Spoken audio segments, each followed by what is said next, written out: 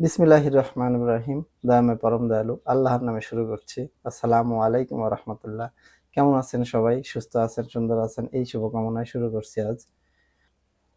আজকে এমন একটি বিষয় নিয়ে আলোচনা করব, যেটা হচ্ছে পবিত্র কোরআনের ১০৪ নম্বর সূরা, সূরা হুমাযা। এই হুমাযায় আয়াত ৯ টি রয়েছে। এই ৯ টি আয়াতই মূলত আজকের আলোচ্য বিষয়। তো আমি আয়াতগুলো একবার পাঠ করে নিচ্ছি। তো এখানে আল্লাহ বলেন, "দুর্ভোগ প্রত্যেকের যে পশ্চাতে ও সম্মুখে লোকের নিন্দা করে, যে অর্থ জমায় ও উহা বারবার গণনা করে, সে ধারণা করে তার অর্থ তাকে চির অমর করিয়া রাখিবে। কক্ষণই না, সে নিক্ষিপ্ত হইবে হোতমায়।" হোতমা কি? হোতমা হচ্ছে আল্লাহর প্রজ্বলিত হোতাশন, যাহা হৃদয়কে গ্রাস করে। নিশ্চয়ই ইহা উহাদেরকে পরিবেষ্টন করিয়া রাখিবে দীর্ঘায়িত স্তম্ভসমূহে। তো এই যে ৯ টি আয়াত আল্লাহ বললেন পবিত্র কোরআনে, এই কথাগুলো আল্লাহর কাছ থেকে রাসূলের কাছে এসেছেন, রাসূলের কাছ থেকে কিতাবের মাধ্যমে আমাদের হাত পর্যন্ত এসে পৌঁছেছে।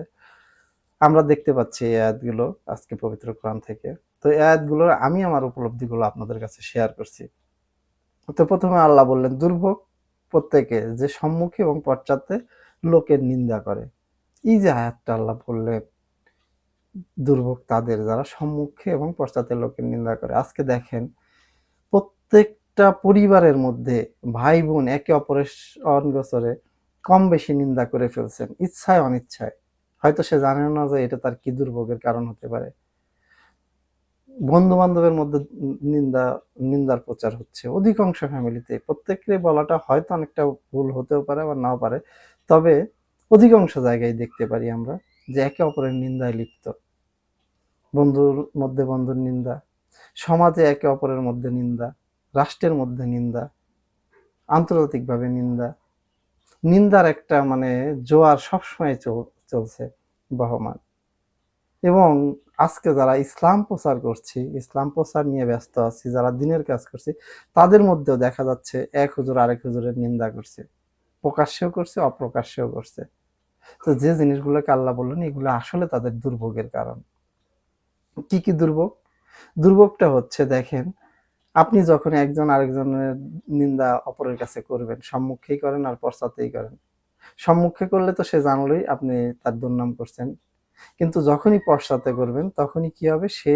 তার সাথে আপনার শত্রুতাটা আরো অনেক বেশি বেড়ে যাবে। হয়তো তার সাথে আপনার কোনো শত্রুতাই ছিল না। কিন্তু যখন সে জানবে সে আমার নিন্দা করে বেড়ায়, তখন সে আপনার শত্রু হয়ে যাবে। হয়তোবা জানেনও না, ওই লোকটা হয়তো আপনাকে পছন্দও করতে পারত, যে হয়তো লোকটা আপনাকে অনেক পছন্দ করে। কিন্তু এই নিন্দার কারণে সে আপনার থেকে দূরে সরে গেল। যে সে আমার কেন নিন্দা করলো? আমার ভুল হতেই পারে, আমি তো মানুষ। আমার ভুল হলে সে সরাসরি আমাকে বলতে পারত, আমার সাথে কমিউনিকেট করতে পারত। তা বাদ দিয়ে কেন সে নিন্দার পথ বেছে নিল? তাইলে যে লোক নিন্দা করলো, তার কুফল হইল সে তার সাথে শত্রুতাই তৈরি করলো কোনো কারণ ছাড়াই। বিষয়টা এতটাই জঘন্য যে পবিত্র কোরআনে সূরা হুজরাতের ১২ নম্বর আয়াতে পরনিন্দাকে মৃত ভাইয়ের মাংস খাওয়ার সাথে তুলনা করেছেন। আচ্ছা, আর যে লোকটার নিন্দা করা হলো বা যে লোকটা নিন্দিত হলো, সেই লোকটা যেটা হলো সেটা হচ্ছে তার সংশোধনের পথটা সংকুচিত হয়ে গেল। সে যদি চায়ও যে সে ভুল করে ফেলছে অনগোচরে কোনো একটা বিষয়ে, সে সেটার থেকে গুটিয়ে নেবে নিজেকে এবং সে সংশোধিত হবে, সেই জিনিসটা তার কিন্তু অনেকটা পথটা ছোট হয়ে আসলো। যে সবাই তো জেনেই গেল আমি এই খারাপ কাজটা করে ফেলছি। তাহলে আমি আর তার কাছে লুকানোর তো কিছু নাই। কারণ মানুষ আল্লাহর ভয়ের থেকে সমাজ সংসারের ভয়তেই সমাজে বেশি চলে। আল্লাহর ভয় নিয়ে যদি চলতো তাহলে হয়তো তেমন কোনো কিছুই হতো না। সে যত খারাপই করুক জানে যে আমার আল্লাহ আমাকে ঠিক পথে নিয়ে আসলে বা আমি সঠিক কাজ করলে আল্লাহ আমাকে সংশোধন করে দেবেন। কিন্তু এই বিশ্বাসটা খুবই কম। তো যাই হোক, মূল আলোচনায় আসি। সেটা হচ্ছে যে, তাহলে এইখানে আরেকটা ব্যাপার বলল পরের আয়াতটাই, যে, যে অর্থ সঞ্চয় করে এবং উহা বারবার গণনা করে। তো সমাজে এই জিনিসটাও দেখেন যে মানুষ এইখান থেকে টাকা ওখানে নিচ্ছে, এই ব্যাংক থেকে ওই ব্যাংকে নিচ্ছে, এইখানে লগ্নি করার থেকে ওইখানে লগ্নি করছে। কোনো কিছুতেই শান্তি পাচ্ছে না। এই টাকাটা আরেকটু বাড়লে ভালো হইতো।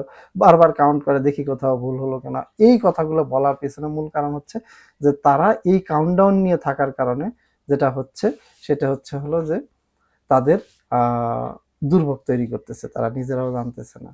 আসলে আল্লাহর প্রতি মানুষের যে আগ্রহটা থাকার কথা ছিল, সেই আগ্রহটা চলে যাচ্ছে তার অর্থবিত্ত সম্পদের দিকে।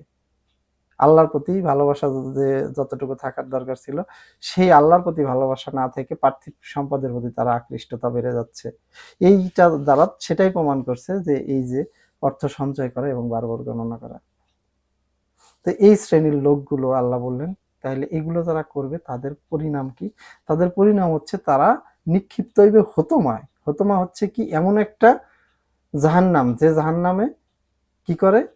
এই জাহান্নামের কাজ হচ্ছে শুধু হৃদয়কে জ্বালানো, যে হৃদয় জ্বালিয়ে ছারখার করবে। অর্থাৎ দেখেন, আপনাকে যদি আজকে কোনো একটা টেনশনে যদি পড়েন, কোনো একটা দুশ্চিন্তায় যদি পড়েন, মনের মধ্যে কেমন জ্বালা পোড়া হইতে থাকে যে কখন এটার থেকে নিস্তার পাবো, কখন ওইটা ঠিক হয়ে যাবে, আমার অমুক রেজাল্টটা যদি ভালো হতো, বা অমুকটা যদি ভালো হতো, অথবা অমুকের আমার ওই ব্যবসার সফলতাটা যদি আসতো, ওইখানের টাকাটা পাবো কিনা। এই যে বিভিন্ন রকম দুশ্চিন্তা, প্রত্যেক দিন মানুষের মনের মধ্যে কম বেশি দুশ্চিন্তা থাকে যে এটা হলো কিনা, ওটা হলো কিনা। যতদিন পৃথিবীতে আছে, যতদিন মানুষের চাওয়া পাওয়া আছে, ততদিন কম বেশি দুশ্চিন্তা সবারই আছে, হারানোর ভয় আছে। এই যে আল্লাহ বললেন, এইরকম যে দুশ্চিন্তা, এরকম গাঢ় দুশ্চিন্তা, তাহলে সেটা যদি জাহান্নামে হয়, তাহলে সেই জাহান্নামে হৃদয় জ্বালানোর জন্য এরকম অসংখ্য দুশ্চিন্তায় পরিপূর্ণ থাকবে। কি হবে? হৃদয়কে তাকে জ্বালিয়ে পুড়িয়ে ছারখার করে দেবে। সেই জাহান্নামের নাম হচ্ছে কি? হোতমা।